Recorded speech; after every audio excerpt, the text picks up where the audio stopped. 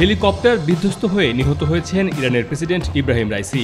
এই ঘটনা ইতিমধ্যে জন্ম দিয়েছে নানা প্রশ্নের। এটা কি নিছকই দুর্ঘটনা নাকি হত্যাকাণ্ড? রাইসি নিহত হবার পর থেকে সবার সন্দেহের চোখ ইসরায়েলের দিকে। কিছুদিন আগেই ইসরায়েল ও ইরানের মাঝে শুরু হয়েছিল যুদ্ধাবস্থা। এই ঘটনা ইরান ইসরায়েলের মাঝে সম্পর্কের উত্তেজনা আরও বাড়িয়ে দিতে পারে।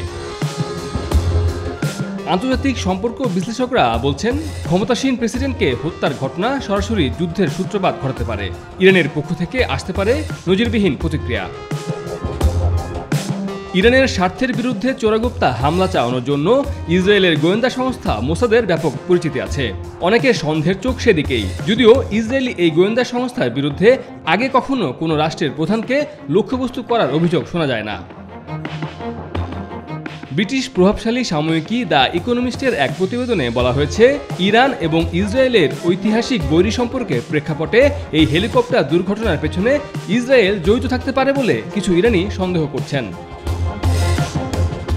এদিকে ইসরায়েল কর্মকর্তারা স্থানীয় সংবাদ মাধ্যমগুলোকে জানিয়েছেন, ইরানি প্রেসিডেন্টের মৃত্যুতে তাদের কোনো হাত নেই।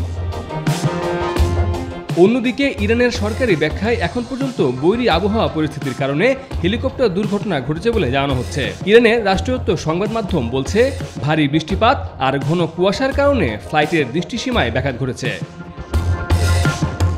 19 মে ইরানের উত্তর পশ্চিমাঞ্চলীয় এক পার্বত্য অঞ্চলে প্রেসিডেন্ট ইব্রাহিম রাইসি, পররাষ্ট্রমন্ত্রী আমির আবদুল্লাহিয়ান সহ কয়েকজন উচ্চপদস্থ কর্মকর্তাকে বহনকারী হেলিকপ্টার বিধ্বস্ত হয়।